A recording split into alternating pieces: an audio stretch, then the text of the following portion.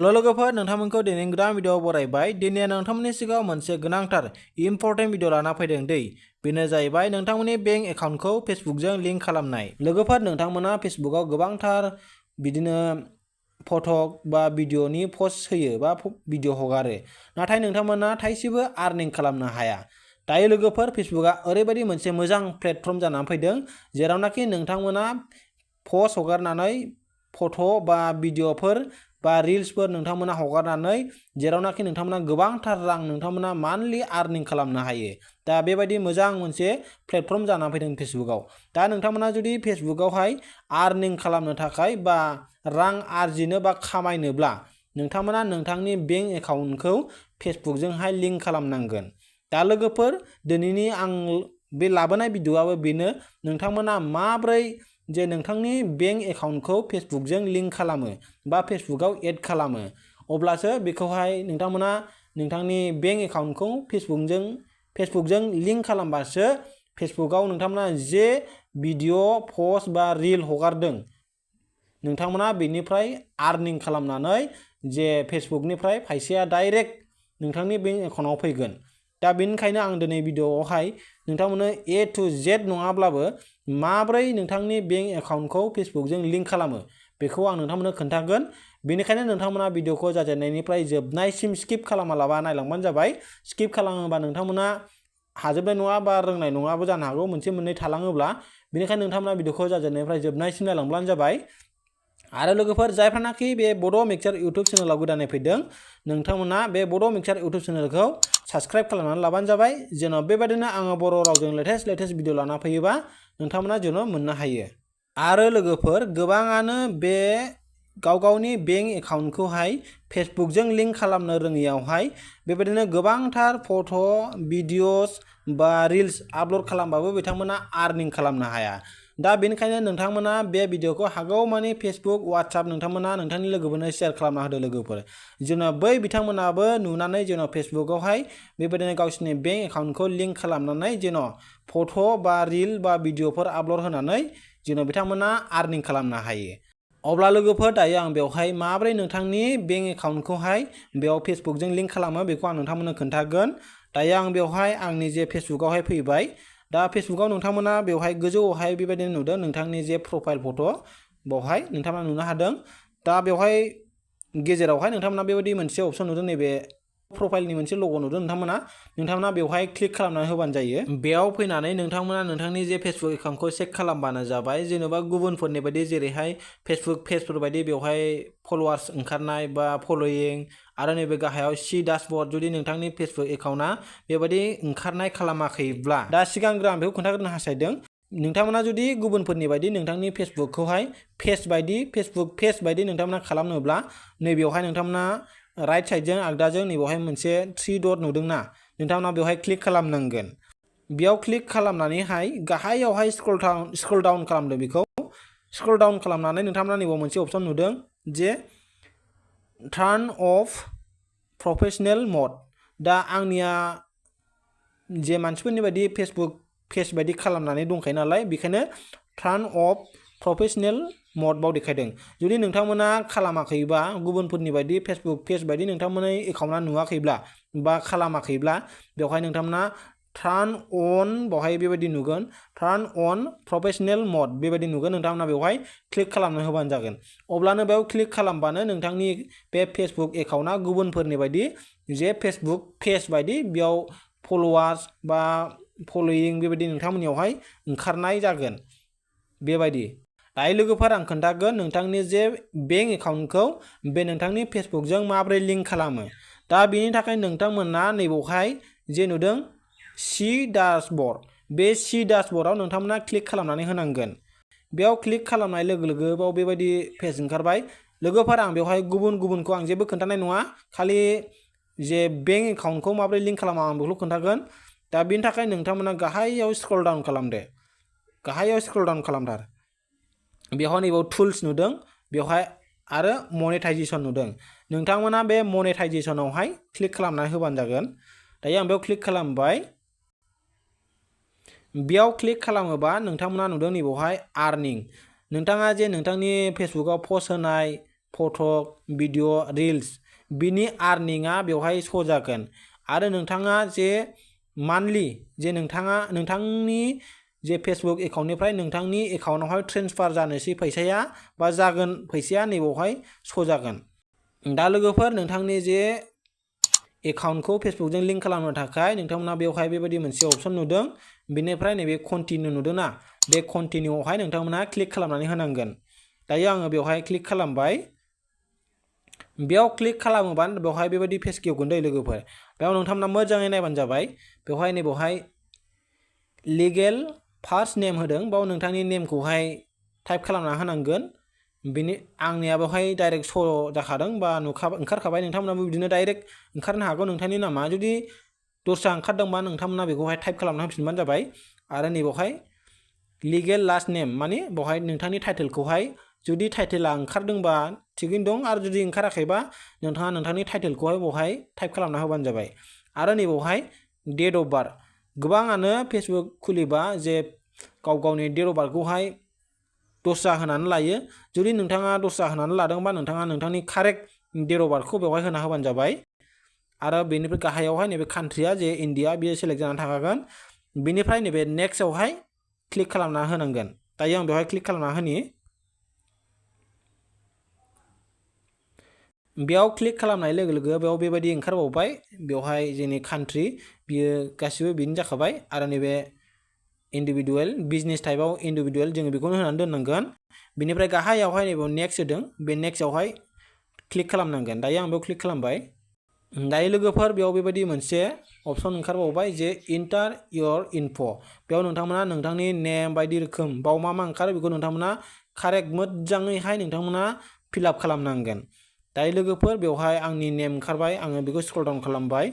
बेनिफ्राय नै लोगोफोर बेवहाय प्राइमारि एड्रेस बा नोंथांनि भिलेजखौ नोंथांमोना बेवहाय जे टाइप खालामना होनांगोन। नोंथाङा बबे गामिनि बा मा गामि नोंथांनि भिलेज नेमा बेखौ टाइप खालामना होदो। बेनिफ्राय सिटि नोंथाङा बबे सिटिनि बा बबे डिस्ट्रिक्टनि आन्दाराव गोलैयो बेखौहाय टाइप खालामना होदो। बेनिफ्राय नैबाव जोंना आसाम नालाय आंना डाइरेक्ट आसाम ओंखारखाबाय।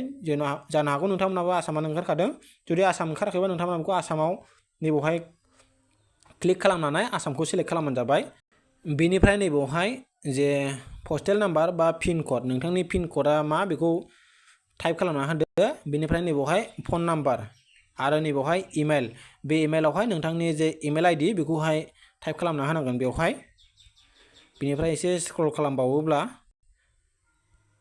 बेवहाय बेबायदि नुदों नोंथांमोना जे पार्मानेन्ट एकाउन्ट नाम्बार बा पेन नाम्बार नोंथांमोना नोंथांनि जे पेन कार्डनि नाम्बारखौ नोंथांमोना बेवहाय मोजाङैहाय टाइप खालामना होनांगोन दै। बेनिफ्राय नैबेवहाय GST रेजिस्ट्रेसन नाम्बार बियो अपसनेल नोंथांमोनखौ होआबाबो जेबो नङा।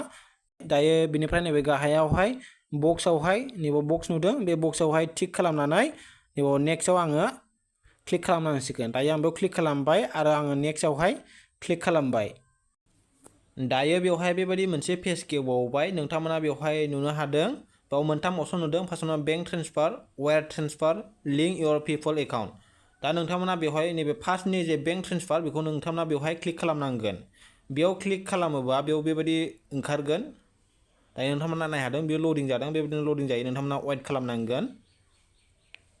दायो लोगोफोर नोंथांमोनाबो नायनो हादों बेवहाय जे बेंकनि गासैबो डिटेल्स जेरैहाय बेंकआवहाय जे नोंथांनि नामा मा रोखोम जे बेबायदिनो नोंथाङा सेम टु सेम नोंथांनि एकाउन्टजों बेवहाय फिलआप खालामनांगोन। बेवहाय बेंक कान्ट्रि बेयो अलरेडि सेलेक्ट जानानै थागोन। बेयाव नैबे बेंक कारेन्सि बेबो सेलेक्ट जानानै थाखागोन।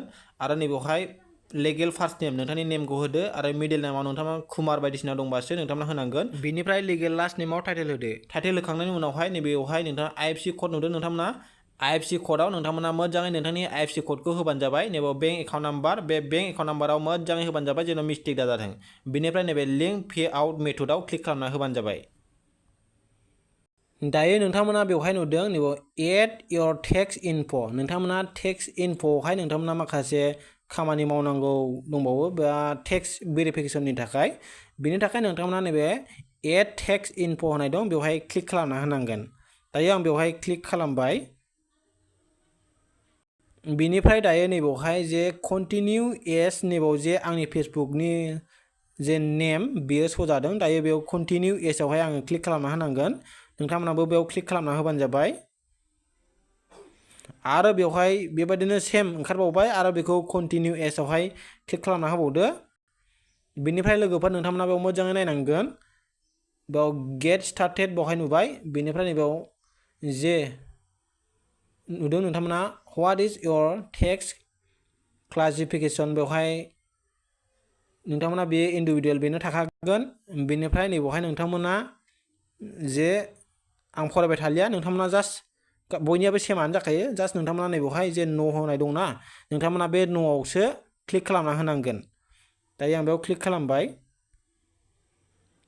आरो गाहायाव बेबायदि अपसन ओंखारबावबाय बेवहायबो न' ओंखारबावबाय लोगोफोर बे न'आवहाय नोंथांमोना बेखौबो क्लिक खालामनांगोन नोंथांमोना इएसआव होनो नाङा मानोना बे इउएसए आवहाय रेसिडेन्ट जायानाखि इउएसए आव थायो बिथांमोननि थाखायसो इएसआ जोङो दा बे न'आवसो क्लिक खालामनांगोन दायो आं बे न'आव क्लिक खालामबावबाय बेनिफ्राय नैबे गाहायावहाय नेक्स्टआव नोंथांमोना क्लिक खालामदो दायो आं बेयाव क्लिक खालामबाय बेनिफ्राय बेवहाय जे नोंथांनि नेम बियो सेलेक्ट जाबाय बा फुल नेम नोंथांनि नेम बियो अलरेडि फैखाबाय बेनिफ्राय नोंथांमोना नैबेयाव नुदों जे कान्ट्रि अफ सिटिजेनशिप बाव सेलेक्ट वान होनना बुंदों जोङो इण्डियान नालाय जोङो बेवहाय नैबेवहाय क्लिक खालामनानै जोङो इण्डियाखौ सेलेक्ट खालामनांगोन दायो आं बेयाव क्लिक खालामबाय दाना नोंथांमोना ओरै स्क्रल खालामनानै बोखोनानै इण्डियाखौ नागिरबानो जाबाय इण्डियाखौहाय सेलेक्ट खालामबाय बेनिफ्राय ओरै स्क्रल खालामनानै नोंथांमोननि जे नैबेवहाय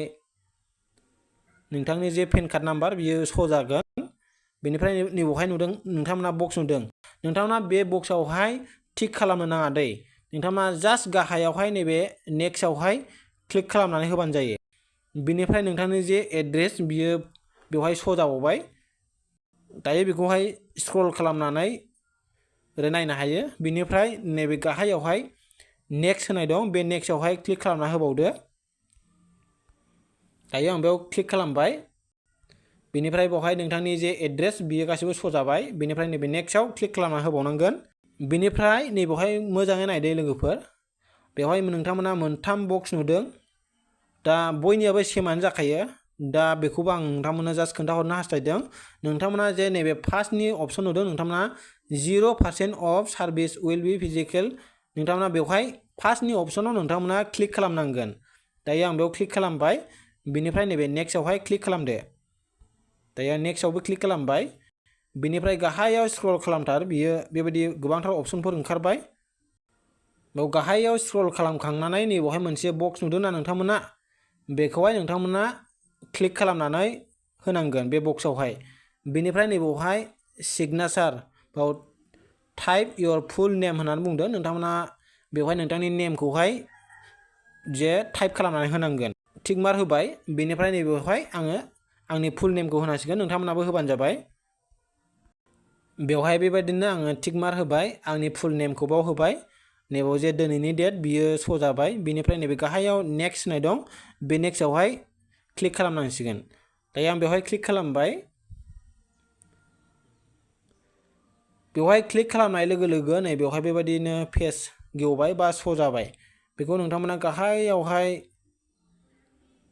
स्क्रल खालामनांगोन बेयाव गोबांथार नोंथांनि जे एड्रेस बा नेम गासिबो श' जाजोबगोन दे नोंथांमोना गोसोबा बेखौ नायनो हागोन भुल जादों ना मादों नोंथांमोना नायनो हागोन दायो बेखौ गाहायावहाय स्क्रल खालामनांगोन बेनिफ्राय नैबेवहाय साबमिट फर्म होनाय दं बे साबमिट फर्मावहाय नोंथांमोना क्लिक खालामनानै होनांगोन दायो आं बेयाव क्लिक खालामबाय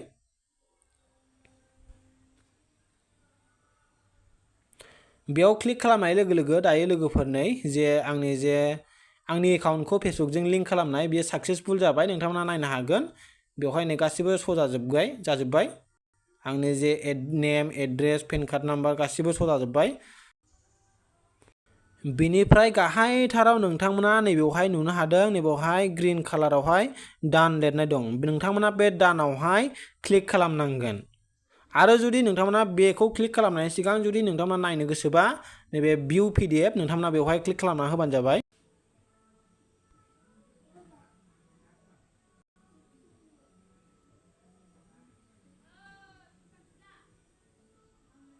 दायो लोगोफोर नोंथांमोना बेयाव नुनो मोनदों बा नुनो हादों दायो लोगोफोर आंनि जे बेंक एकाउन्टखौ फेसबुकजों लिंक खालामनाय बेयो साक्सेसफुल जाबाय। दायो बेवहाय नोंथांमोना फैनानै बेयाव बेबायदि नुबावदों बियो गाव हारसिङैनो आपडेट जागोन, नोंथांमोना बेखौ टेनसन लानांगौ गैया। बेनिफ्राय नोंथांमोना जे नायनो थाखाय नैबे सी अलआव क्लिक खालामना होदो स्टेटास नायनो थाखाय, आरो बेवहाय नोंथांमोना नुनो हादों योर आर्निंस आर अन होल्ड, बियो बेयाव दायो होल्ड जानानै दंथ'यो लोगोफोर।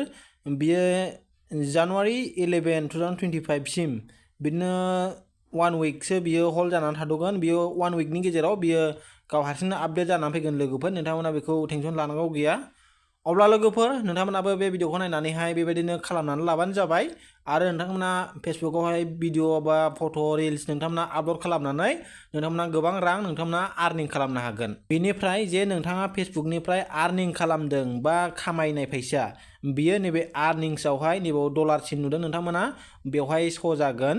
आरो बेनिफ्राय जे नोंथांनो मान्थलि बा मासावहाय जे फेसबुकआ नोंथांनि एकाउन्टआव ट्रेन्सफार खालामगोन फैसाया, नैबे नेक्स्ट पे आउट नुदों नोंथांमोना, बे पे आउटआव बेवहाय श' जागोन बा देखायगोन। अब्ला लोगोफोर नोंथांमोनाबो जे नोंथांनि बेंक एकाउन्टखौ फेसबुकजों बेबायदिनो लिंक खालामनानै गोबांथार रांफोरखौ नोंथांमोना आर्निं खालामबानो जाबाय। आरो लोगोफोर बे भिडिअखौ मोजां मोनदोंबा लाइक, कमेन्ट, शेयार खालामना होदो।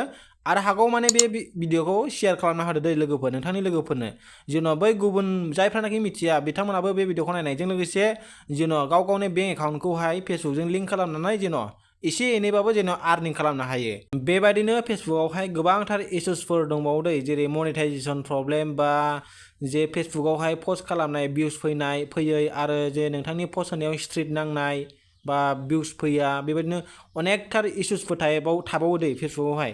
दा बेखौ आं नोंथांमोननो जुदि नोंथांमोना नांगौ बुङोब्ला इयुननि भिडिअ आं नोंथांमोननो लाबोना होफैगोन। लोगोफोर अब्ला दिनैनि भिडिअआ एसेनोसै, नोंथांमोना हागौमानि शेयार खालामना होदो आरो भिडिअखौ लाइक खालामना होबानो जाबाय। अब्ला लोगोफोर नेक्स्ट भिडिअआव लोगो मोनगोन।